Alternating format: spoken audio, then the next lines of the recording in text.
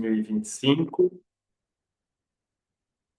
e vamos começar o nosso ano falando sobre uma importante via de sinalização celular e que frequentemente se apresenta alterada nos tumores.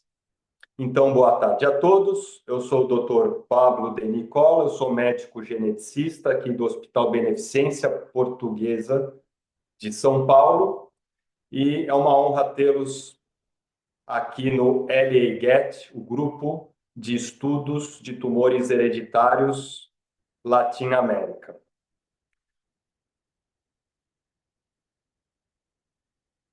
Bom, antes de começar a falar propriamente da via de sinalização,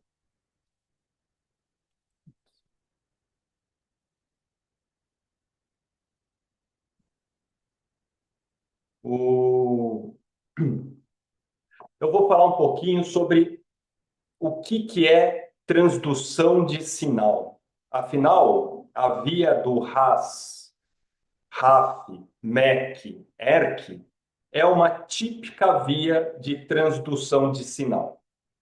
A transdução de sinal é o processo de transmitir informações de sinais externos à célula para o interior da célula. Esse processo é fundamental para a comunicação entre as células e para a regulação de funções biológicas, a regulação no comportamento da célula. E como vocês sabem, o câncer, ele é uma alteração, ele é um distúrbio do comportamento celular normal. Então, conhecer as vias de sinalização celulares são importantes para entender o processo de transformação maligna de uma célula. A transdução de sinal ela é crucial para que as células respondam a estímulos do ambiente, como hormônios, neurotransmissores e fatores de crescimento. A transdução de sinal é um mecanismo no qual as células empregam mensageiros secundários para se comunicarem, convertendo um tipo de sinal ou estímulo em um outro tipo de sinal ou estímulo. Então, está aqui uma figura representando uma típica via de sinalização de transdução de sinal. Vocês notem a quantidade de moléculas envolvidas e cada molécula, cada enzima dessa, né, tem uma importância chave nesse mecanismo de sinalização. Começando, então, fora da célula, pela molécula sinalizadora, que pode ser um hormônio, que pode ser um fator de crescimento. Essa molécula sinalizadora, nós chamamos ela de primeiro mensageiro. É ela que vai levar a mensagem, o sinal de uma célula que a produziu até a célula receptora. Nós temos o receptor, na qual, então, esse sinal irá se ligar na parte externa da célula, fazendo, então, com que esse receptor sofra uma modificação, então ativando moléculas no interior da célula. Então, veja que eu tenho aqui moléculas de liberação, eu tenho moléculas adaptadoras, eu tenho moléculas que vão bifurcar o sinal, eu tenho moléculas que vão amplificar o sinal, eu tenho moléculas que vão fazer o papel de segundo mensageiro, Eu tenho moléculas que vão receber sinais de outras vias, então elas vão integrar vias de sinalização. Eu tenho moléculas moduladoras, moléculas de ancoragem ao citoesqueleto, por exemplo, e eu tenho moléculas mensageiras, que, por fim, irão se ligar a uma proteína-alvo, como, por exemplo, um fator de transcrição. Esse fator de transcrição, por sua vez, se liga a uma região promotora de algum gene, fazendo então com que esse gene seja expresso e modificando então o comportamento celular. Uma outra molécula-chave nesse papel de sinalização são as proteínas quinases. Então, vou falar brevemente das proteínas quinases, porque as vias de sinalização são formadas por proteínas quinases. Todas essas moléculas que eu disse na figura passada são, de alguma maneira, proteínas quinases. A família da proteína quinase humana consiste em 518 genes, tornando-a uma das maiores famílias de genes. Então, vejam, se o nosso genoma possui aproximadamente 20 mil genes, veja que a família das proteínas quinases, elas têm 518 genes, ou seja, elas perfazem um percentual até que grande do número total de genes do nosso genoma. Para vocês verem, né, a importância que esse tipo de enzima tem nas nossas células. E o que uma proteína quinase faz? Ela vai fosforilar um grupo hidroxila, tá, de algum aminoácido que compõe uma proteína. E, normalmente, são 3 os aminoácidos da proteína-alvo que tem o grupamento hidroxila que será fosforilado. São os aminoácidos serina, treonina e tirosina. Então, veja que, com base na natureza do grupo hidroxila que será fosforilado, essas proteínas são classificadas como proteína serina treonina quinases. Veja, 380 genes codificam proteínas desse tipo. Eu tenho as proteínas tirosina quinase, 90 genes, e proteínas semelhantes à tirosina quinase, perfazendo aí 43 genes. A fosforilação de proteínas é a classe mais difundida de modificação pós-traducional usada na transdução de sinal. Então, está aqui um exemplo, né, do que uma proteína quinase faz. A proteína quinase, ela vai se utilizar de ATP, então ela vai usar um íon fosfato. Esse íon fosfato, então, vai fosforilar esse grupamento hidroxila de um aminoácido que está numa proteína-alvo. Esse aminoácido pode ser uma serina, uma treonina ou uma tirosina. E quando você, então, fosforila essa hidroxila, você normalmente ativa a proteína-alvo, que foi fosforilada. Tá? E o mecanismo reverso se dá por conta das fosfatases.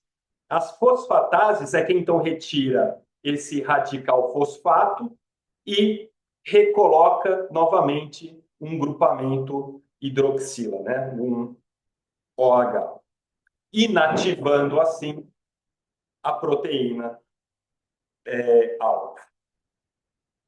Bom, dito isso, nós vamos falar então agora de um grupo de proteínas que fazem parte, que integram a via de sinalização RAS, RAF, MEC e ER, que são a família das proteínas quinases ativada por mitógeno, que a sigla é o MAPK. Essa família ela é conservada na evolução.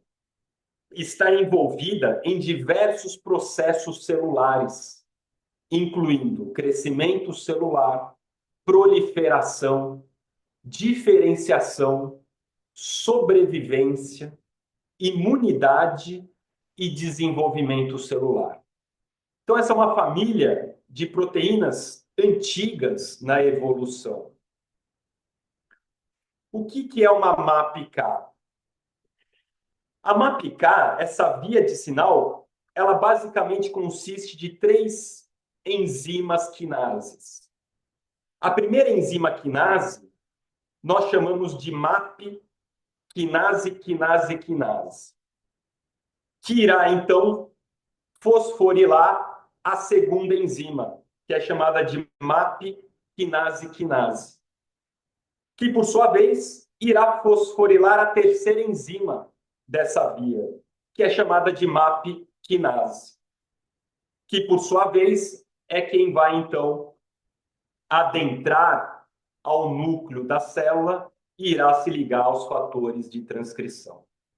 Então, a via MAP quinase, ela é composta de um andaime de 3 enzimas. A MAP quinase, quinase, quinase, a MAP quinase, quinase e, por último, a MAP quinase. Então, veja aqui nessa figura, a MAP quinase, quinase, quinase, ela recebe o sinal, normalmente ela é o quê? Fosforilada, tá? Uma vez que essa MAP é fosforilada, ela irá então fosforilar a segunda enzima desse andaime, que é a MAP quinase, quinase. A MAP quinase, quinase, ela vai receber 2 fosforilações para ficar ativada. Quando isso ocorre, ela então irá fosforilar a terceira e última enzima desse andaime, que é a MAP quinase, que por sua vez também sofrerá 2 fosforilações. Então essa aqui é a via básica da MAP quinase. É um andaime de 3 andares. Uma quinase vai fosforilando a outra quinase.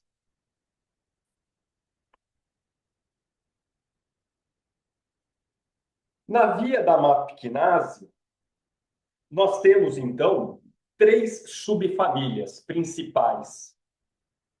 Nós temos a subfamília da ERK, que é o nosso tema de hoje. Eu tenho a subfamília da Janus quinase e eu tenho a subfamília da MAP P38. Então vejam aqui as 3 subfamílias principais que compõem os tipos diferentes de via de MAP quinase.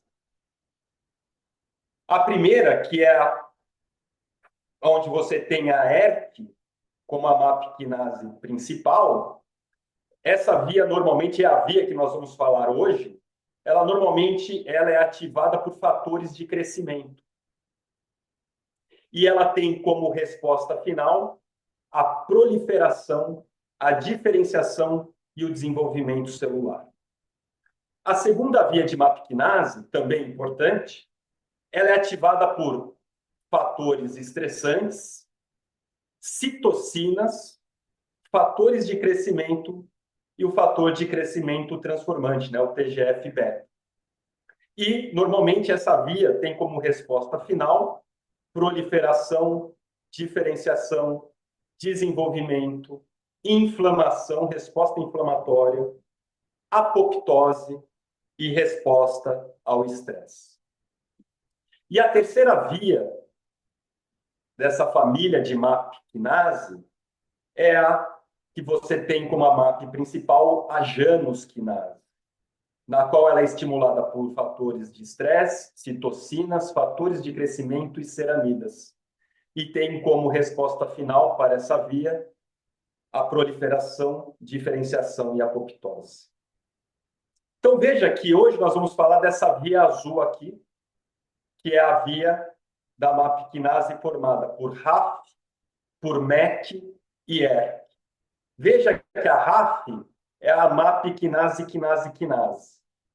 A MEC é a MAP quinase, quinase.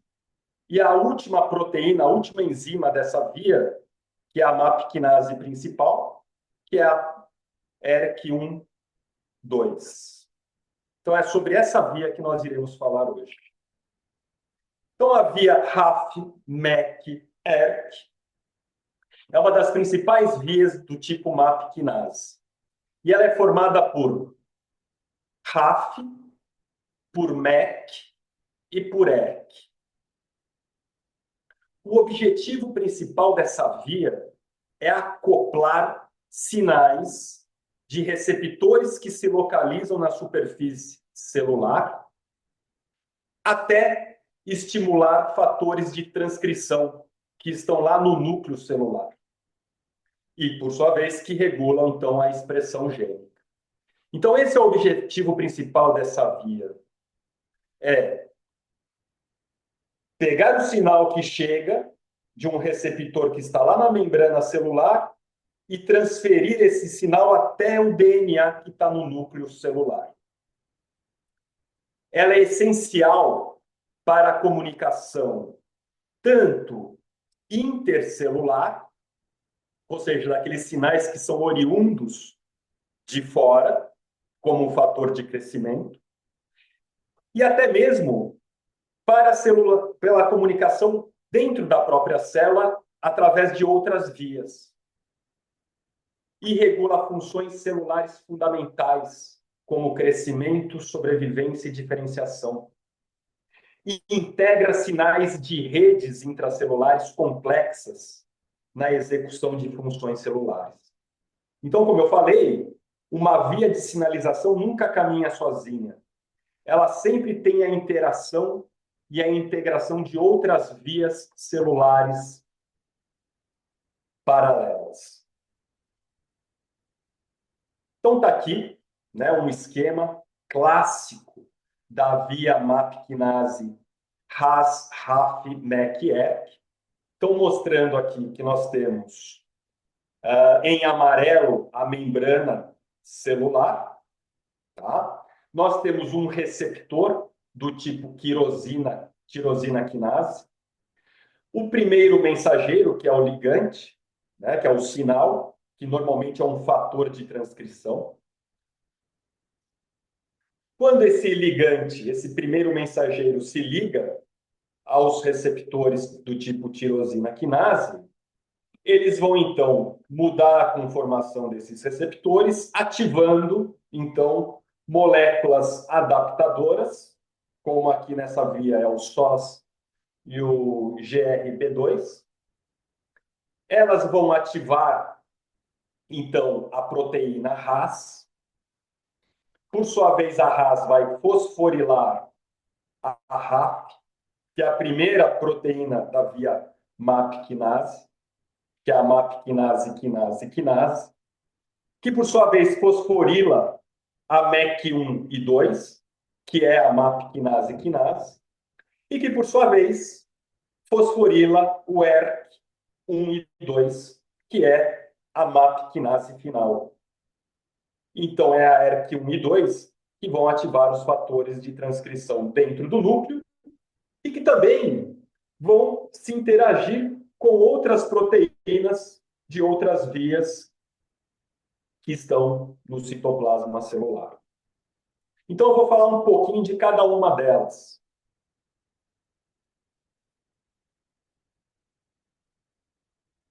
A transdução de sinal através da via RAF, MEC, ERK, ela é iniciada pela ligação de uma variedade de ligantes aos receptores tirosina quinase, particularmente receptores de fatores de crescimento, como um dos principais exemplos, e que nós temos em vias alteradas em diversos tipos de tumores, que são os receptores dos fatores de crescimento endotelial, o EGFR. O EGFR, ele é um tipo de receptor tirosina quinase.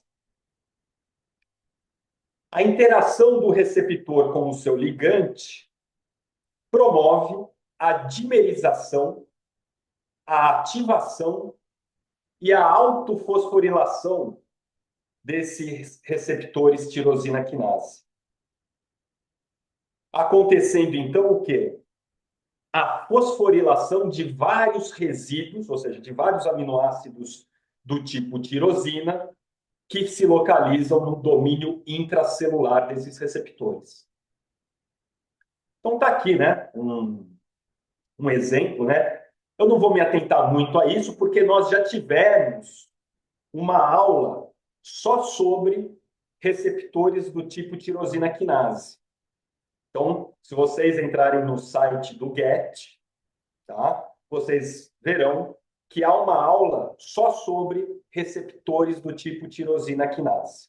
Então, eu não vou me aprofundar muito nisso, mas aqui é uma ilustração para vocês verem que o receptor do tipo tirosina quinase tem domínios que ficam fora da célula, ou seja, extracelular, tem um domínio transmembrana e um domínio intracelular. E esse domínio é o domínio tirosina quinase, que vai justamente o quê? Fosforilar as tirosinas que estão localizadas no outro receptor tirosina quinase. Então, veja, quando o receptor tirosina quinase se liga a um fator de crescimento, ele provoca uma alteração conformacional em sua estrutura, fazendo então o quê? A dimerização, ou seja, juntando dois receptores tirosina quinase. Quando isso acontece, os receptores do tipo tirosina quinase que ficam na região intracelular, eles se fosforilam as tirosinas do receptor conjugado.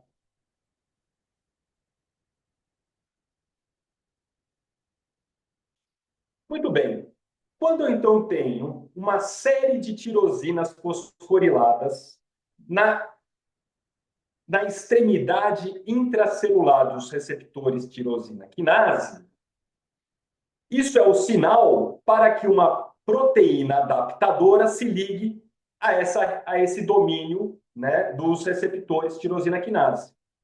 E uma das principais proteínas adaptadoras, e essa é que participa dessa via, né, da qual nós estamos falando, é a GRB2, que é a sigla para Growth Factor Receptor Bound Protein 2, ou seja, uma proteína, né, de ligação ao receptor de fator de crescimento. Então, ela vai se ligar ao fator de crescimento e vai transduzir esse sinal para uma outra proteína. A GRB2, ela possui um domínio muito conservado, um domínio central, chamado de CH2. É esse domínio que se liga às tirosinas fosforiladas, tá? E que vai, então, se acoplar a esses receptores. O GRB2, por sua vez, vai recrutar uma segunda proteína, chamada de SOS. A SOS é quem vai, então, ativar a proteína RAS. Vamos ver como isso funciona? Então, está aqui. Eu tenho já a dimerização dos receptores tirosina quinase. Eu já tenho aqui, então, uma série de tirosinas fosforiladas. O domínio CH2 da proteína GRB2 se liga, reconhece, então, essas tirosinas fosforiladas. E além desse domínio central CH2, a proteína GRB2 tem dois domínios laterais chamados de CH3. O domínio CH3 é quem vai interagir com a proteína SOS. A proteína SOS, ela é da classe de um grupo de proteínas chamada GEF, que são fatores de trocas de guanina. Uma vez, então, que essa proteína SOS se liga ao domínio CH3, então ela executa a sua função de GEF, ligando, então, a proteína RAS. O que é o SOS? SOS vem da sigla de Son of Severness.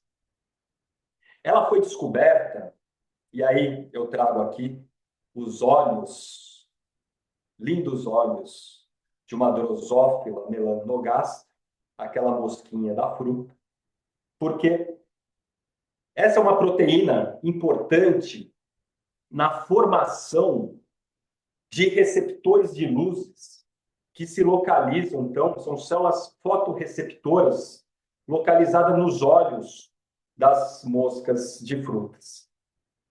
Então, essa proteína, para você ver, então, como essa via de sinalização, ela já está presente em moscas, né, de frutas, tá? Então, essa proteína foi descoberta em drosófilas que tinham mutação, tinham alterações nesses receptores, e daí esse gene teve o nome de Son of Severness. Por quê? Porque o ligante do receptor tirosina quinase é chamada de Bride of Severness. O receptor tirosina quinase é chamada de Severness.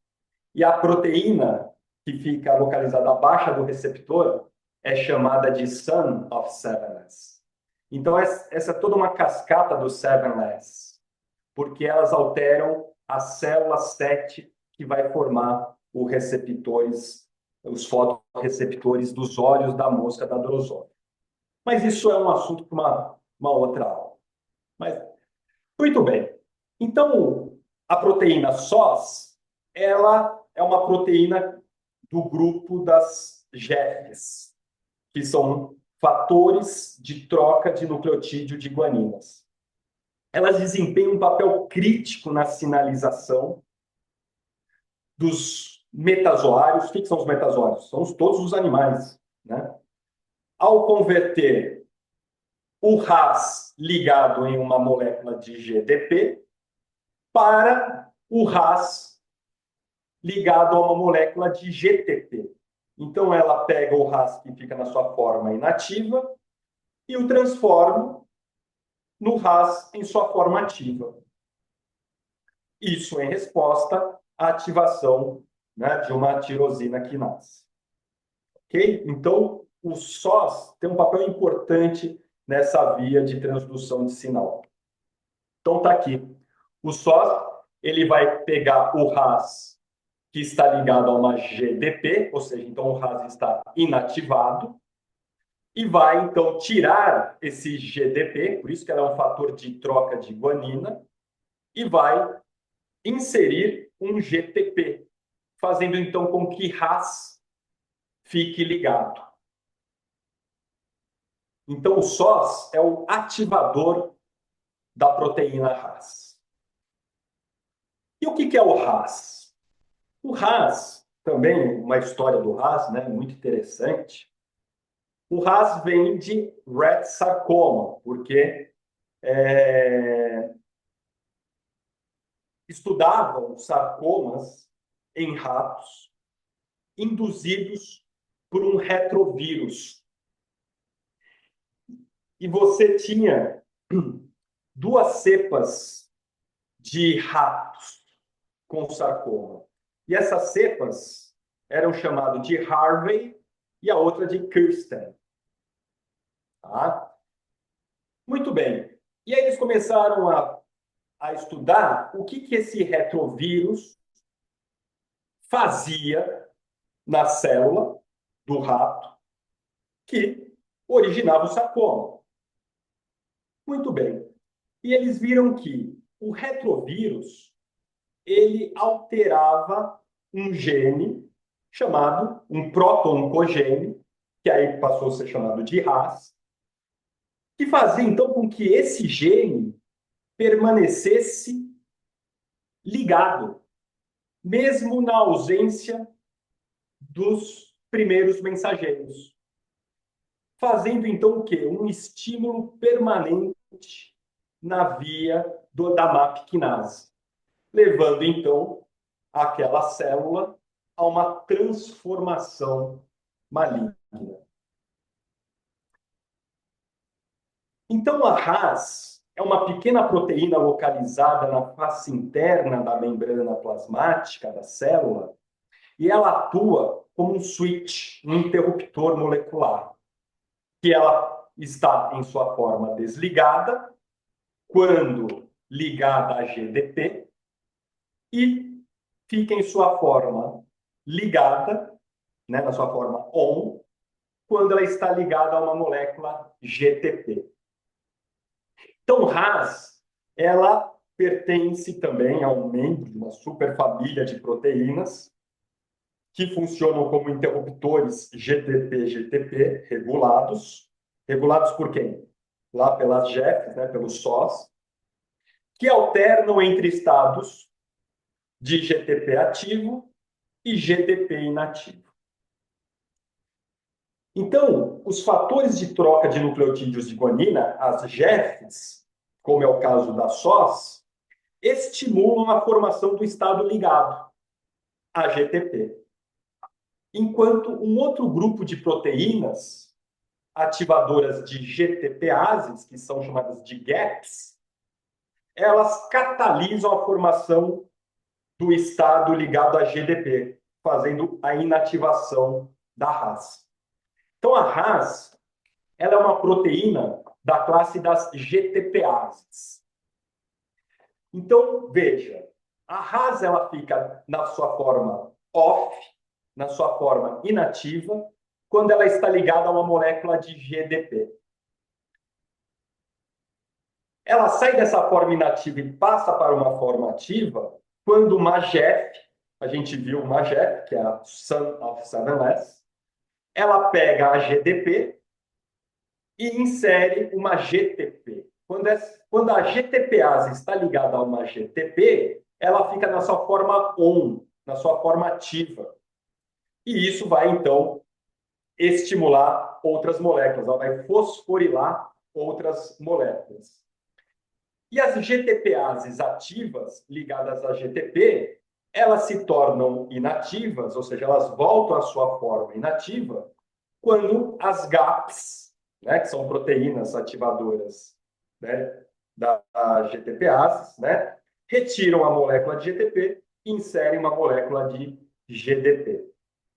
Muito bem, muitas mutações que ocorrem em RAS fazem com que a RAS fique permanentemente ativada, mesmo na ausência de GTP. Ou, quando ligada na GTP, a mutação impede que essa gap hidrolise a GTP, mantendo, então, a GTPase ativada permanentemente. Que é isso que aquele retrovírus, né, fazia com o proto-oncogene, que passou a ser chamado de RAS, lá no sarcoma dos ratos. Então, eu tenho 3 tipos de RAS humanas. E elas codificam 4 proteínas muito similares. A H-RAS, que vem de Harvey, que é uma das cepas de retrovírus. Eu tenho a N-RAS, porque ela foi descoberta em neuroblastomas, daí vem o nome N. E eu tenho a K-RAS, que foi, então, descoberta, né, pela outra cepa de retrovírus, a Kirsten, né? A Kirsten retrovírus, tá? E a K-RAS eu tenho de 2 tipos, a RAS4A e a RAS4B, por quê?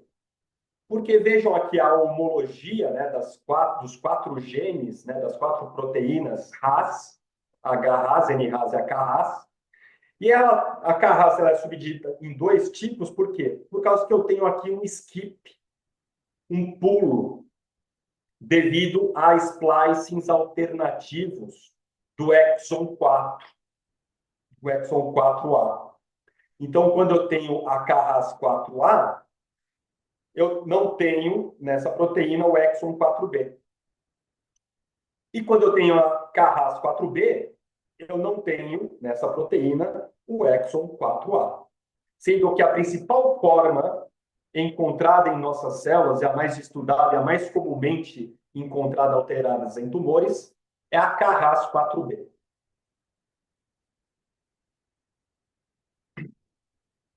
Mutações somáticas, agora estamos falando das células tumorais, nos genes RAS, são frequentes em tumores humanos, especialmente em cânceres pancreáticos, coloretais e de pulmão não pequenas células. Tais mutações geralmente diminuem a capacidade do RAS de hidrolisar GTP, permanecendo o quê? Constitutivamente ligada, ativada. E isso faz com que ela impulsione a proliferação celular descontrolada. Então está aqui a RAS, se ela permanece sempre ligada, toda essa via fica eternamente em funcionamento. Vamos falar da segunda agora. Vamos falar da segunda proteína, mas vamos falar da primeira proteína que forma a via MAP quinase, que é a RAP. Um dos principais efetores da ativação de RAS é a RAP. E os principais mediadores da sinalização descendentes para a ERX é a família RAP de proteínas quinases. Nós temos três tipos. A RAP, BRAF, também chamada de BRAF, né? É a BRAF, e a CRAF, que também é conhecida como RAF1. Elas são serina-treoninas quinases, cujo papel principal nas células é a fosforilação e ativação das quinases MEC1 e MEC2. Após a ativação de RAS, as proteínas RAF são recrutadas para a membrana plasmática para ativação, em parte por mudanças conformacionais induzidas por RAS, que resultam em quê? Na heterodimerização da CRAF e da BRAF. Então, as RAFs, elas funcionam dimerizadas, normalmente por monômeros diferentes, como a CRAF se ligando à BRAF. Bom, as três isoformas de RAF, elas compartilham estruturas de domínios similares, óbvio, porque todas elas vieram de um gene ancestral, né?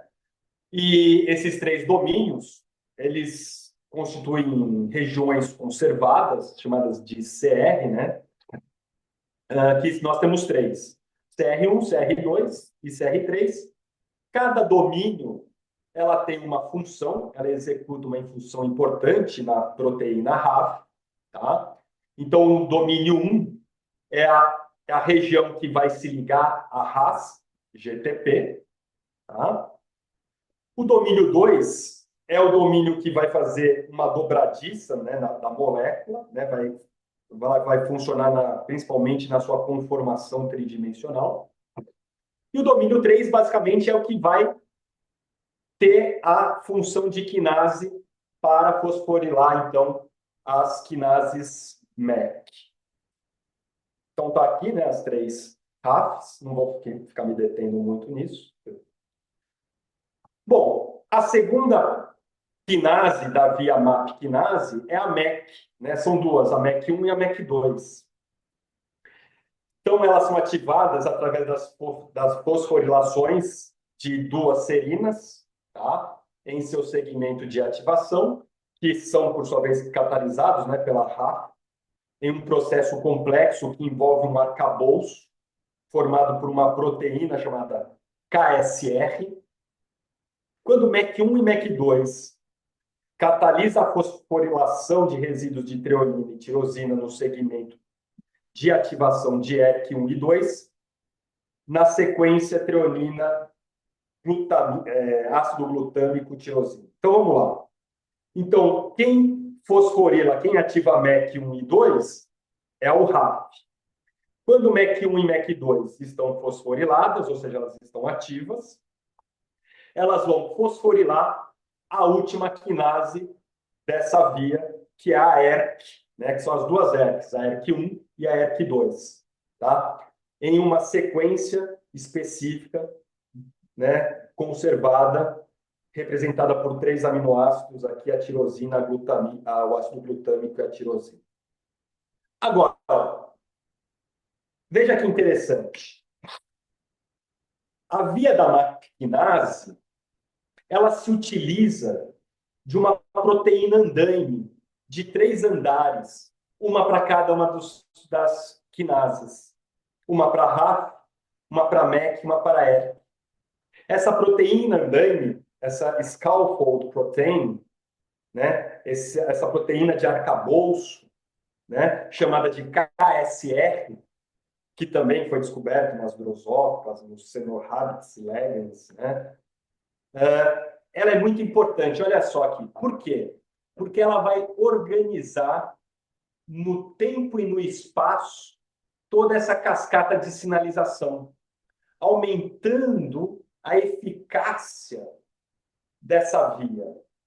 Então, veja que RAF, MEC e ERK, elas, quando vão participar da sinalização, elas se agregam a essa proteína de arcabouço chamado KSR, que vai, então, aumentar a eficácia desse processo, obviamente, diminuindo o custo energético, que isso é muito importante, né, para a célula, né? Você ter processos otimizados, não só para a célula, né, para a nossa vida, para as nossas empresas, né?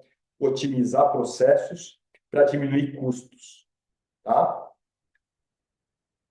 Então, são as proteínas de andaime, que basicamente elas contribuem para a especificidade e organização espacial dos eventos de fosforilação.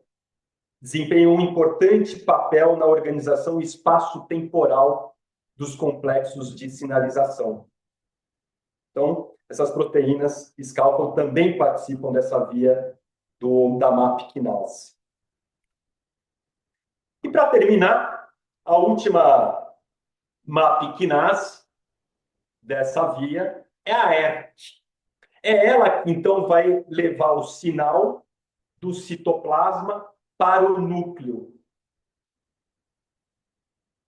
A fosforilação da MAP quinase, que é a ERK, que é a última MAP quinase, ocorre em um domínio de fosforilação conservado, que é aquela que eu falei lá, que é a treonina, ácido glutâmico, tirosina, o que leva à ativação da proteína e à subsequente formação de dímeros que se translocam do citoplasma para o núcleo para ativar alvos no final da via, né, a jusante, que são os fatores de transcrição. E para cada via, para cada subfamília da via MAP quinase, lembra que tem 3, a ERK, a Janus quinase e a P38, eu tenho um trio, um domínio conservado, na qual é composto por treonina, um aminoácido específico e uma tirosina. Na via da ERK, é esse aminoácido que fica entre a treonina e a tirosina que serão fosforiladas é o ácido glutâmico, né? Representado pela sigla E.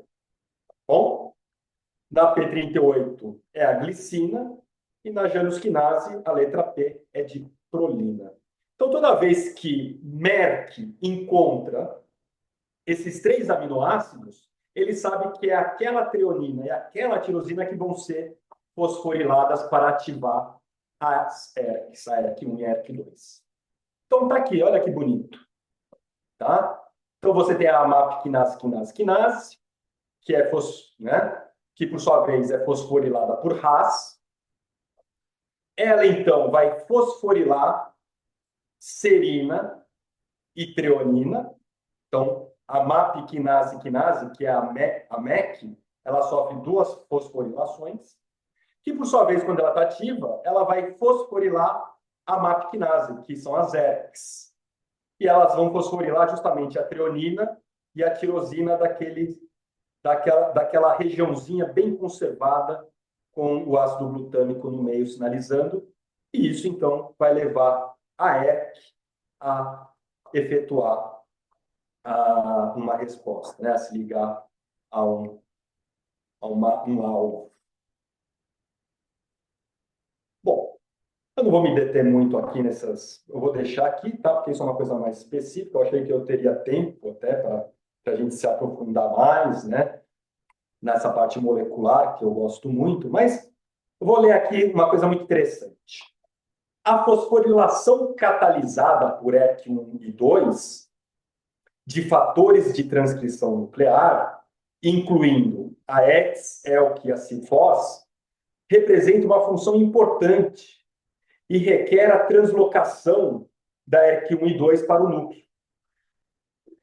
Tá bom? E olha só que interessante. A ERK1 e 2, elas passam para o núcleo através do poro nuclear que fica na membrana nuclear, né? Aquela membrana que separa o núcleo do citoplasma.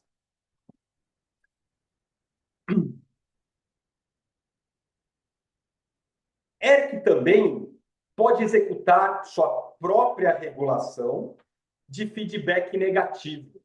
Então, ERK também é importante porque ele vai dar o feedback negativo para a via. E ela também pode atuar ativando proteínas associadas ao citoesqueleto e, então, regular a morfologia da célula. Então, está aqui, né?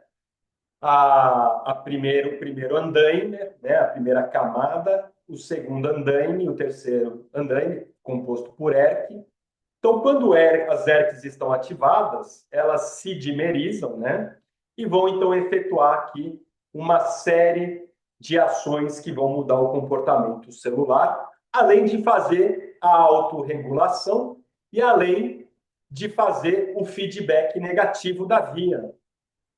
Ou seja, uma vez que a última proteína está ativada, ora, ela pode, então, fazer o feedback, né, a retroalimentação negativa da via. Tá bom? Agora eu vou falar um pouquinho do câncer. Por que que é importante? Por que que é importante estudar as vias de sinalização celular, em especial essa via da MAP quinase? Porque a gente sabe que em mais de 30% dos tumores, nós encontramos alterações em uma dessas proteínas da via, que são todas o quê? Proto-oncogênicas. Então, a desregulação da via RAS, RAF, MEK, ERK está associada à oncogênese de cânceres humanos, evidenciando a facilitação da proliferação tumoral, da sobrevivência, da invasão, metástase e degradação da matriz extracelular, além do que? Da angiogênese, importante para nutrir o tumor. A maioria dos cânceres exibe, então, uma hiperativação da via ERK devido à desregulação, ou por mutação do tipo ganho de função, ou por fusões gênicas, ou por amplificação gênicas, tanto dos receptores tirosina quinase, da RAS, da BRAF, CRAF, MEK1, MEK2, ou pela mutação negativa de reguladores negativos da vida, como as fosfatases de especificidade dupla e a NF1. A NF1 ela é uma proteína importante de inativação de RAS. Em muitos casos, essas mutações conferem uma gama de dependências da via, incluindo o clássico vício em oncogênese, fornecendo uma justificativa para os inibidores da via ERK como agentes terapêuticos. Então, veja só, para a gente terminar, aqui está uma ilustração mostrando o quê? Os componentes da via e o percentual na qual elas são achados alteradas nas células tumorais. Então, a proteína que a gente mais encontra alterada nessa via em tumores é a RAS. 30% de todos os cânceres humanos eu tenho RAS alteradas. Depois eu tenho a BRAF em 20% de todos os cânceres, a MEK em aproximadamente 1%, e a ERK, eu praticamente não encontro ela alterada nos tumores. Então, veja que quando... É por isso que a maioria dos inibidores de quinases, elas são voltadas para atuar inibindo a RAS, a BRAF e algumas a MEK. Mas a maioria é para a RAS e BRAF. E aqui, então, eu tenho a ilustração da via MAP-quinase com todas as suas proteínas. E veja que eu tenho inibidores para a maioria dessas proteínas. Isso porque eu não estou falando de inibidores aqui dos receptores de tirosina quinase e nem para os fatores de crescimento. Tá? Eu estou falando especificamente para RAS, RAF, MEK e ERK. Tá? Então, eu não vou entrar muito em detalhes, porque nós já estamos terminando, tá? Mas vai ficar disponível esse slide na aula, tá? E, de novo, eu volto a falar que essa aula ela fica, então, disponível no nosso site www.get.org.br, tá bom?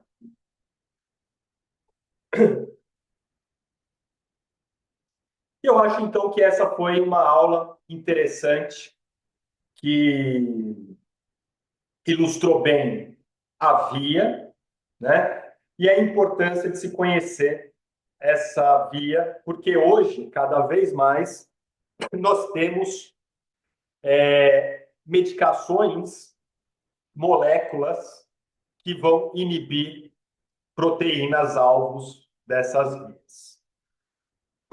Então, agora eu fico à disposição para perguntas e gostaria de agradecer ao Jefferson por administrar, fazer toda a parte administrativa da aula, né? Gostaria de agradecer a Laura Pérez, que foi a nossa intérprete de hoje.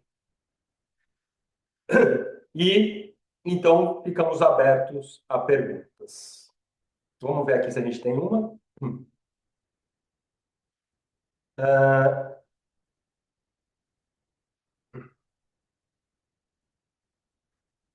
Gostaria de lembrar que, em breve, nós estamos fazendo uma modificação do nosso site, nós estamos modernizando, atualizando o nosso site. Então, em breve, nós teremos um site do Get novo disponível, que é o www.get.org.br. Bom, como nós não temos perguntas, então nós podemos encerrar a nossa aula de hoje, tá? E até a próxima, pessoal. Obrigado.